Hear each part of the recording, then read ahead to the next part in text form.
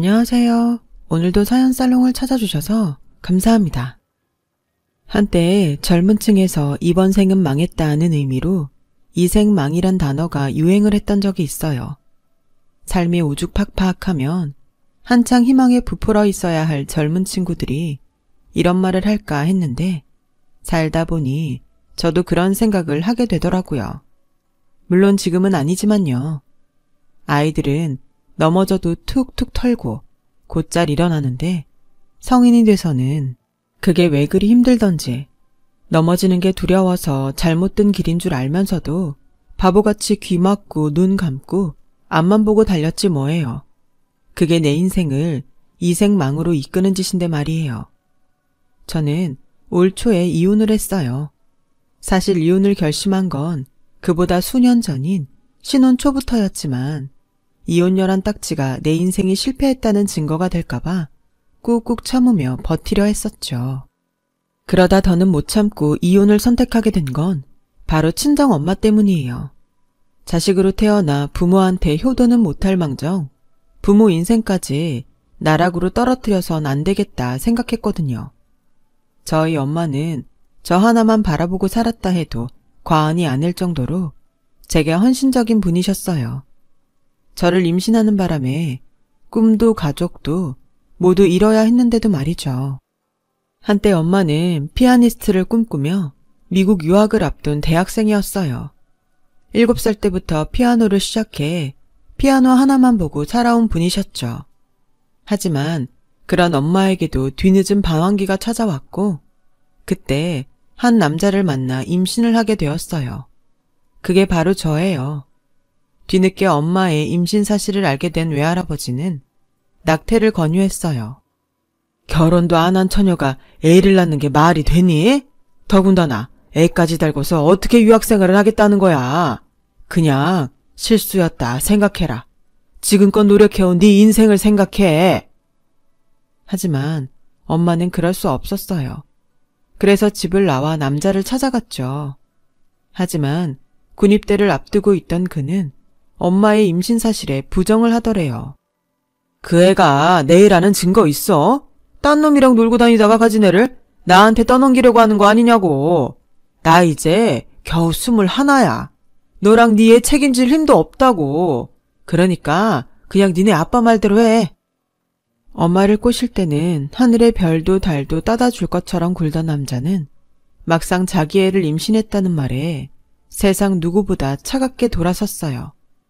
그런 인간을 믿고 1년 가까이 사랑의 단꿈을 꾸었던 엄마는 충격을 받았고 차라리 뱃속에 아이를 데리고 영원히 사라지자 마음먹었대요. 하지만 그러지 못했어요. 엄마가 나쁜 마음을 먹던 그 순간 놀랍게도 태동이 느껴졌거든요. 마치 아이가 죽기 싫다고 발버둥 치는 것처럼 느껴지더래요. 그래서 어떻게든 살아야겠다 생각했고 그 길로 어린 시절 피아노 선생님을 찾아갔대요. 선생님은 외할머니께서 일찍 돌아가신 바람에 늘 엄마 정에 굶주려 있던 저희 엄마한테 엄마처럼 다정한 분이셨어요. 일찍 상처한 뒤 자식도 없이 혼자 살던 선생님은 엄마를 거두어 주셨고 선생님 댁에서 엄마는 저를 낳고 기를 수 있었어요. 당시 선생님은 연세가 들어 하시던 피아노 학원을 그만두고 쉬고 계셨어요. 그래서 저희 엄마가 선생님 대신 피아노 학원 운영을 하게 되었죠. 엄마가 학생들 레슨을 봐줄 때면 선생님이 안채해서 저를 봐주셨어요. 엄마가 피아노 학원을 운영한 덕분에 새 식구가 살아가는 데는 문제가 없었지만 시간이 지나자 동네에 이상한 소문이 돌기 시작한 거예요. 저희 엄마가 모 회사 사장의 세컨드라서 본처를 피해 숨어서 딸을 키우고 있는 거라고 말이죠. 그 소문을 들은 선생님은 소문의 근원지인 세탁소 아줌마를 찾아갔어요. 누가 내 딸 보고 세컨드래? 그럼 어디 그 본처란 사람 불러와봐. 여기에 내 딸이랑 손녀 있으니 잡아가라고 부르라고. 못하겠지? 이게 다 그 더러운 새치어로 만든 거짓말이니까. 안 그래? 한 번만 더 없는 소문 만들어서 내 딸이랑 내 손녀 가슴에 못 박아봐. 그땐 너 죽고 나 죽는 거야. 이 망할 놈의 편네야. 그날의 소동 이후 동네에선 더 이상 저희 엄마와 저를 두고 뒤에서 떠드는 일은 없었어요. 고상한 피아노 학원 원장인 줄 알았던 선생님이 동네 트러블 메이커인 세탁소 주인 여자를 찍소리도 못하게 잡았다는 소문이 온 동네에 퍼진 탓이었죠. 선생님은 그렇게 저와 엄마를 위해 사나운 할머니가 되어주셨어요. 제가 고등학교에 들어가던 해에 세상을 떠나실 때까지 말이죠. 선생님이 살아생전에 종종 치시던 낡은 포르테피아노를 볼 때마다 저는 선생님이 하셨던 말씀이 떠오르곤 해요. 이 피아노는 내가 어릴 때 우리 아버지께서 사주신 거란다. 낡고 소리도 요즘 피아노랑은 달라서 원생들이 이 피아노는 안 치려고 했어. 그런데 유독 이 피아노를 좋아했던 학생이 하나 있었지. 바로 네 엄마야. 다른 피아노랑 건반 깊이도 다르고 소리도 달라서 좋다나? 7살짜리 꼬마애가 뭘 안다고 말이야. 난 그때 알았어. 이 녀석은 사물의 진가를 아는 녀석이구나 하고 말이야. 너희 엄마가 자기 인생을 포기하면서 널 지킨 것도 같은 이유일 거다. 넌 충분히 가치 있는 아이라는 걸 내 엄마는 진작 알아본 거지. 그러니까 어깨 펴고 당당히 살아. 아빠 얼굴도 모른 채 엄마 성으로 사는 제게 선생님은 늘 당당하게 살라고 말씀해 주셨어요. 하지만 세상살이가 어디 그런가요? 아무리 당당하려고 어깨를 펴도 금세 주눅이 들어버리기 일쑤였죠. 남들과 다르다는 건 어린 나이엔 극복하기 힘든 약점이 되니까요. 단 한 번도 아빠가 그리웠던 적은 없었지만 아빠 역할에 대한 필요성은 종종 느끼곤 했어요. 그건 엄마가 아무리 노력을 한다고 해도 채워줄 수 없는 부분이니까요. 선생님이 돌아가시고 엄마와 단 둘이 살게 되면서 특히 그랬죠. 누수로 인해 피아노 학원 공사를 할 때도 집에 남자가 없다는 걸 안 업체가 공사를 지연하며 공사비를 더 요구하거나 주차 문제로 동네 사람과 시비가 붙었을 때도 그 집 아저씨가 막무가내로 저희한테 피해 보상을 요구하기도 했거든요. 그럴 때마다 내가 남자로 태어나지 못한 게 그렇게 아쉬울 수가 없었어요. 그랬다면 엄마한테 조금은 힘이 될 수 있었을 테니까요. 그래서 더 결혼을 서둘렀는지도 모르겠네요. 내 꿈을 펼칠 생각보다는 하루빨리 우리 집에 든든한 바람막이가 되어줄 남자를 찾는데 급급했으니까요. 지금 와서는 왜 그런 멍청한 생각을 하고 살았을까 싶지만 말이에요. 제가 남편을 만난 건 막 대학을 졸업하고 모 기업에서 인턴 생활을 하던 때였어요.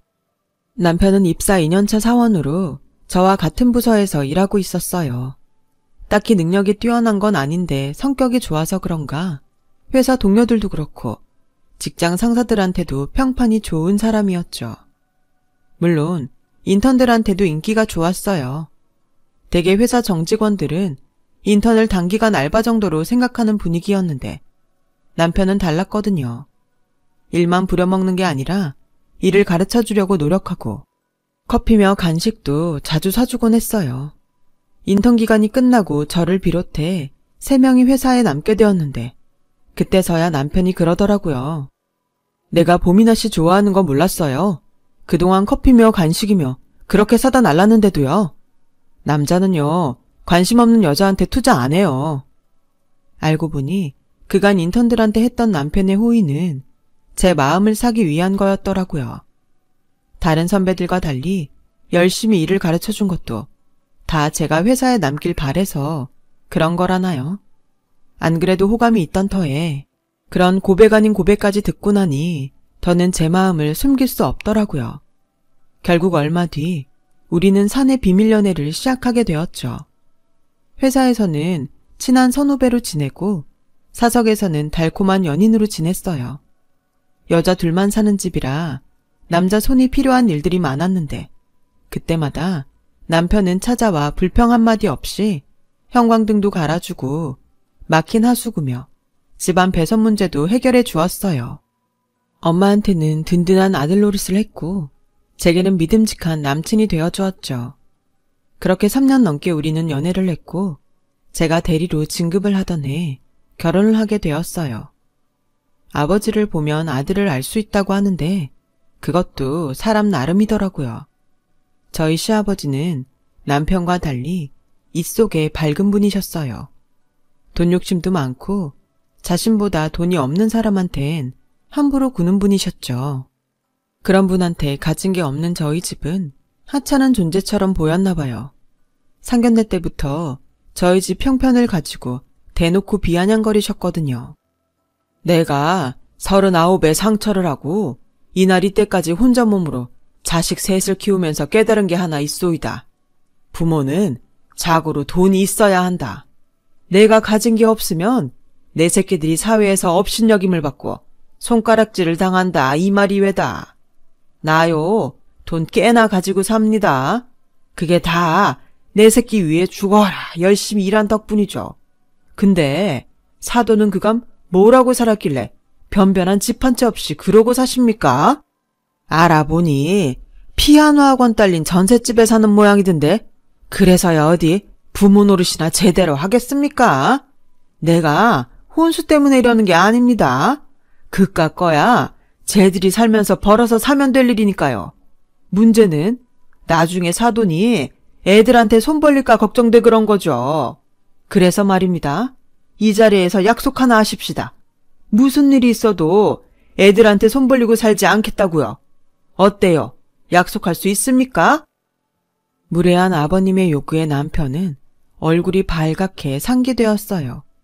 아버지, 그게 무슨 말씀이세요? 부모님한테 무슨 일이 있으면 자식된 도리로 당연히 도울 수도 있는 거지. 그게 뭐 잘못된 거라고 이러시냐고요. 당장 장모님께 사과하세요. 이놈아, 네 돈이 네 돈이기만 하냐? 니들 신혼 찍고 하는데 내 돈이 얼마나 들어가는 줄 알아? 너는 뿌린 대로 거둔다는 말도 모르냐? 돈은 내가 투자했는데 왜 엄한 사돈이 그 혜택을 받아? 난 그 꼴 못 본다. 그러자 엄마가 조용히 말씀하셨어요. 무슨 말씀이신지 잘 알겠습니다, 사돈. 말씀대로 제가 해준 것도 없는데 무슨 염치로 도움을 받겠습니까? 그런 일은 없을 테니 노여움 푸세요. 그렇게 저희 엄마의 확답까지 받아낸 후에야 아버님은 젓가락을 드셨어요. 아버님이 어떤 사람인지 그때 진작 알아차렸어야 했는데 그러지 못한 게 천추의 한이네요. 아버님은 소위 말하는 집장사였어요. 싼값에 집이나 땅을 사서 거기에 리모델링이나 신축을 해서 비싸게 되파는 일을 하셨죠. 원래는 시장통에서 일수놀이를 하던 분이었는데 IMF 때 수금이 잘 안 되자 담보로 잡아놨던 집이며 땅을 뺏어서 그걸 되팔아 현재의 부를 쌓으신 거죠. 그때가 좋았지. 돈을 아주 포대에 쓸어 담을 정도였거든. 남들은 IMF로 힘들었다고 하지만 나한텐 구세주나 진배 없어. 그런 날이 한 번만 더 와주면 좋을 텐데 말이야. 이런 망발을 일삼는 분이니 어떤 인성인지 알만하죠. 결혼 후에도 아버님은 혹시나 저희 엄마가 당신 아들한테 기대 살지는 않을까 걱정하는 눈치였어요. 그래서 툭하면 저희 엄마가 하시는 피아노 학원에 찾아가시곤 했어요. 말로는 혼자 사는 사돈이 걱정돼 그런다고는 하지만 제가 아버님을 모르나요? 아버님은 뻔뻔하게 대놓고 엄마한테 학원생 수와 원비를 묻곤 하셨는데 지난달보다 원생이 줄거나 하면 마치 큰일이 난 것처럼 엄마를 닥달하곤 하셨어요. 사돈, 지난달보다 원생이 둘이나 줄었는데 두 손 놓고 있을 겁니까? 전단지를 뿌리거나 애들한테 형제나 친구라도 데리고 오라고 해봐요. 이러다 학원 문이라도 닫게 되면 어쩌려고요. 아이고 속 터져라. 정작 속이 터지는 건 엄만데 말이죠. 그런데도 엄마는 혹여 제가 걱정을 할까봐 혼자 소가리를 하셨던 모양이었어요. 엄마 생신을 맞아 친정에 갔던 저희 부부는 옆집 미용실 아줌마를 통해 그 얘기를 전해 듣고 기겁을 했어요. 남편은 그 길로 아버님을 찾아가 제발 그러지 마시라고 한 번만 더 처가에 찾아가시면 앞으로는 연 끊고 살겠다고 엄포를 놓았죠. 그 덕에 아버님은 더 이상 제 친정에 찾아가지 않겠다고 하셨지만 그런다고 엄마한테 미안한 마음이 사라지는 건 아니었어요. 저 때문에 당한 일이니까요. 그런 소리 하지 마. 따지고 보면 너희 시아버지께서 다 니들 위해 그러신 거 아니겠니? 그러니까 괜히 시댁에 가서 못나게 굴지 말란 얘기야. 엄만 괜찮아. 학원 잘 되면 내가 제일 좋은 건데 뭐가 문제니? 엄마는 애써 저를 달래주셨어요. 그런데 얼마 뒤 아버님의 걱정대로 정말 엄마의 피아노 학원이 문을 닫게 되었지 뭐예요.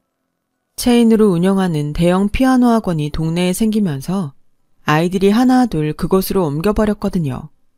출산율이 줄어 전보다 아이들도 적은 데다 그마저도 대형 학원에 원생을 뺏기고 나니 더는 학원 운영이 어려워져 문을 닫게 된 거였죠. 엄마는 그 사실을 저희 부부한테 말하지 않으셨어요. 당신 때문에 걱정할까봐 그러셨던 거죠. 학원 문을 닫은 엄마는 노래교실에서 반주를 하시거나 주말에 예식장에서 반주 아르바이트를 하면서 생활을 꾸려나가셨어요. 그런데 그나마도 얼마 안 가 그만두게 되신 거예요. 오래전부터 달고 살아온 손가락 건초염이 심해져 더는 피아노를 치실 수 없게 되셨거든요. 주말에 친정에 갔다가 피아노 위에 먼지가 쌓인 걸 보고 이상해서 물었더니 그제야 엄마가 얘기를 하시더라고요. 걱정 마. 내 안 못 먹고 사는 건 엄마가 알아서 할 수 있으니까. 한의원에서 그러는데 치료만 잘 받으면 일 다시 할 수 있을 거래. 말로는 별거 아닌 것처럼 하시지만 그 손으로 어떻게 피아노를 치겠어요. 10년 넘게 알아온 병인데 침 몇 번 맞는다고 나을 일도 아니고요. 그래서 남편한테 얘기를 했더니 남편이 대뜸 저희 엄마를 모시고 살자고 그러지 뭐예요. 저야 고마운 말이지만 그래도 시아버지 눈치도 보이고 저희 엄마도 싫다고 하실 게 뻔해서 말만이라도 고맙다고 했죠. 대신 엄마가 다시 일을 하시게 될 때까지 제 월급에서 생활비조로 조금 떼어드리겠다고 말했어요. 남편도 그러라고 했고요. 그렇게 그 일은 조용히 지나가나 했는데 글쎄 남편이 아버님을 찾아가 저희 엄마를 모시고 살겠다고 얘기를 하는 바람에 아버님이 저희 엄마 상황을 알게 되셨지 뭐예요. 그 얘기를 듣고 저희 아버님이 가만히 계시겠어요? 그 길로 저희 친정에 달려가신 거죠. 남편한테 그 소리를 듣고 부랴부랴 친정으로 달려갔지만 이미 아버님의 일장연설이 시작된 후였어요. 내가 이래서 걱정을 했던 겁니다. 사돈이 기억하실라나 모르겠는데 상견례 때 사돈 입으로 분명히 자식들한테 도움받는 일은 없을 거라고 했던 거 기억하십니까? 약속을 했으면 지켜야죠. 전요, 제 밥벌이도 못하는 인간은 식충이라고 생각합니다. 사지 멀쩡한데 그깟 손가락 좀 아프다고 일 그만두고 자식한테 손을 벌린다는 게 말이 됩니까? 내가 두 눈 시퍼렇게 뜨고 살아있는 한 그런 꼴은 못 봅니다. 아버님, 무슨 말씀을 그렇게 하세요? 그럼 저희 엄마가 식충이란 소리예요? 사과하세요, 당장. 그리고요, 저희 엄마 저희한테 10원 한 장 받으신 거 없어요. 제가 용돈이라도 드리겠다는 것도 끝까지 거절하셨다고요. 저희 엄마가 아파서 잠깐 일 쉬는 게 아버님한테 이런 소리까지 들어야 할 일인가요? 아버님 아들 돈을 끌어다 쓴 것도 아니고 당신 힘으로 지내고 계신데 왜 아버님이 나서서 이러세요? 그이가 뭐라고 했는지 모르겠지만 저희 엄마 저희한테 얹혀서 사실 생각 추호도 없는 분이세요. 그러니까 당장 사과하세요. 엄마한테 식충이란 소리까지 하는 시아버지를 더는 보고 있을 수 없어서 저도 모르게 소리를 질렀어요. 그러자 아버님은 못마땅한 표정으로 쌩하니 나가버리셨어요. 사과 한마디 없이 말이죠. 엄마는 모든 게 당신 탓이라며 오히려 제게 아버님한테 잘못했다고 용서를 빌라고 하시더라고요. 엄마, 내가 왜 사과를 해야 해? 잘못한 건 아버님인데? 엄마가 죄인도 아닌데 왜 이렇게 저자세로 나가? 엄마가 이러면 이럴수록 아버님이 우리 집을 우습게 한단 말이야. 그러니까 제발 먼저 고개 숙이는 거 하지 마. 엄마가 이러면 나도 힘들어. 하나뿐인 친정엄마한테 효도는 못할 망정 이런 더러운 꼴까지 당하게 하다니 저도 참 못된 딸년이죠. 그때 처음 그런 생각을 했어요. 이런 결혼 생활이 이어지는 한 내 인생은 끝난 것 같다고요.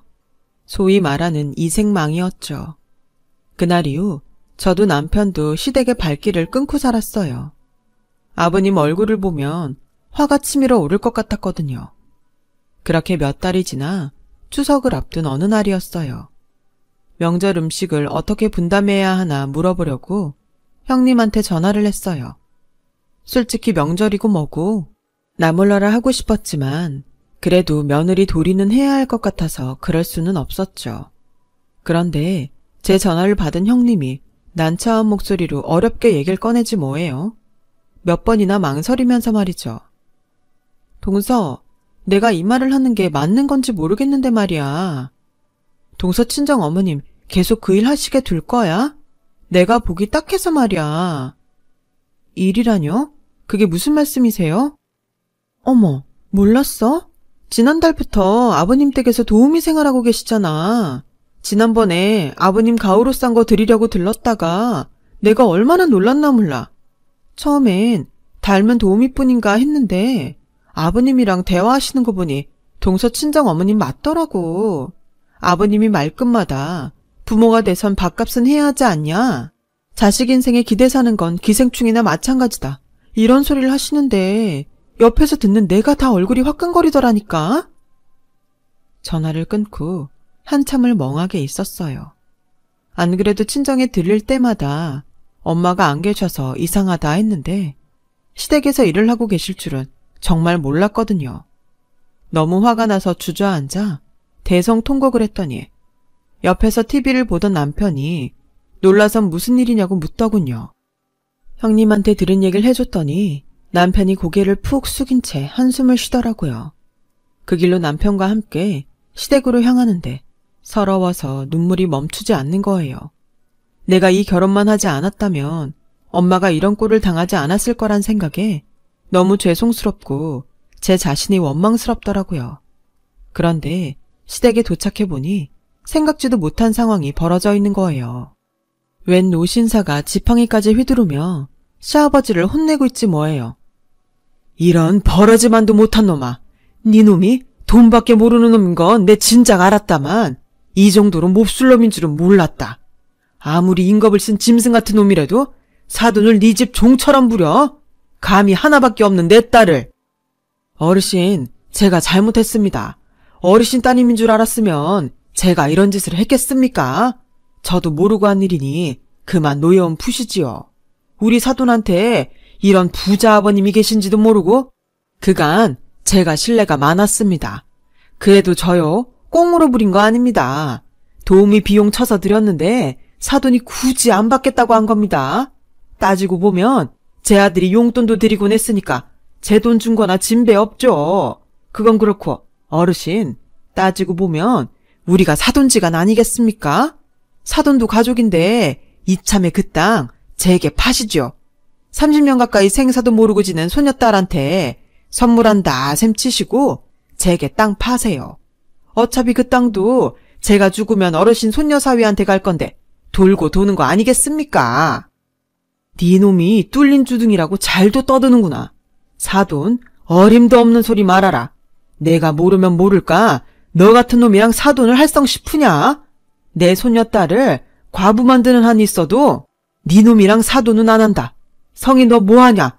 당장 옷 안 입고. 이런 막대 먹은 집구석이랑 다시는 말도 섞지 말고 인연도 끊어. 어르신, 그게 무슨 말씀입니까? 인연을 끊다니요. 제가 잘못했습니다. 저요, 그 땅 없으면 타운하우스 못 짓습니다. 그간 주변 땅 사느라 은행 빚까지 졌는데 왜 이러십니까? 어르신, 그러지 마시고 제발 다시 한 번만 생각해 주십시오. 네? 사돈 맺는 게 싫으시다면 당장 애들 이혼시키겠습니다. 그러니 그 땅만은 제게 파세요, 어르신. 노신사는 주방에서 엄마를 끌고 나오셨어요. 뒤따라 나온 시아버지는 노신사의 바지가랑이를 끌어잡고 싹싹 빌며 잘못했다며 용서를 빌었지만 소용없었어요. 그날 엄마와 함께 저는 노신사를 따라 노신사의 집으로 가게 되었어요. 엄마가 나고 자란 엄마의 친정이었죠. 알고 보니 시아버지가 눈독 들이고 있던 땅 주인이 바로 외할아버지 땅이었더라고요. 식사 대접을 한다는 명목으로 외할아버지를 모셔왔다가 시댁에서 일을 하고 있던 엄마와 마주친 거였죠. 30년 가까이 생사도 모른 채 떨어져 살았던 딸이 사돈집에서 도우미로 일을 하고 있는 꼴을 보자 외할아버지는 화가 머리 끝까지 나셨고 당신 딸을 종처럼 부리는 저희 시아버지 모습에 지팡이까지 휘두르게 되신 거예요. 외할아버지는 제 손을 잡고 한참을 우셨어요. 이렇게 예쁜 손녀딸한테 당신이 몹쓸 짓을 할 뻔했다시면서요. 엄마가 집을 나가고 하루도 편히 잠든 적이 없었다면서 우리 모녀한테 몇 번이나 미안하다고 사과를 하셨어요. 그건 엄마도 마찬가지였어요. 철없던 시절 불장난으로 부모한테 씻을 수 없는 불효를 저질렀다고 울면서 용서를 비셨죠. 28년 만에 부녀의 성봉으로 많은 게 변해버렸어요. 그날 이후 엄마는 외할아버지 댁으로 들어가셨고 저는 이혼을 했거든요. 남편을 생각하면 이혼까지 하고 싶진 않았지만 시아버지를 생각하면 더는 함께 살 수 없더라고요. 남편은 자기가 아버지와 인연을 끊고 살겠다고 했지만 그게 어디 쉽나요? 지금이야 상황에 따라 그런다 쳐도 부모 자식 간의 인연이 무자르듯 싹둑 잘리겠어요. 그래서 눈물을 머금고 남편과 이혼을 하게 되었어요. 이혼 후 아무래도 남편과 한 직장에 다니는 게 불편해서 제가 이직을 했어요. 현재는 새 직장에도 적응이 됐고요. 남편한테는 종종 연락이 와요. 만나온 세월이 있으니 쉽게 끊기는 힘들겠지만 시간이 약이 될 거라 생각해요. 이혼을 한 후에도 시아버지는 제게 전화를 걸어 외할아버지 좀 설득해 달라고 부탁을 하곤 했어요. 물론 저는 딱 잘라 거절을 했고요. 돈이라면 벌벌 떠는 인간이 전 재산을 투자해 벌인 사업이 엎어질 판인데 얼마나 애가 탔겠어요. 저희 외가에 찾아와 문을 두드리고 떼를 쓰기도 여러 번이었죠. 그러다 동네 주민 신고로 경찰서에 끌려가기도 했고요. 그러다 얼마 전부터는 발길이 뚝 끊어졌더라고요. 소문으로는 살던 집까지 다 잃고 알거지가 됐다는데 정확한 사정은 잘 모르겠네요. 한때 이생망이 될 뻔했던 제 인생은 다시 리셋을 하게 되었어요. 잘못된 길을 가는 것보다는 힘들더라도 다시 시작하는 게 낫지 않을까요? 엄마가 제가 태어나기 전부터 제 가치를 소중히 생각해 주신 만큼 제 인생 앞으로 더 가치 있게 열심히 잘 살아보려고 합니다. 지금까지 제 사연을 들어주셔서 감사드려요. 항상 건강 조심하시고 행복하세요. 여러분, 사연 댓글에 응원과 현명한 조언 부탁드려요. 좋아요와 구독은 저에게 큰 힘이 됩니다. 오늘도 좋은 일 가득하세요.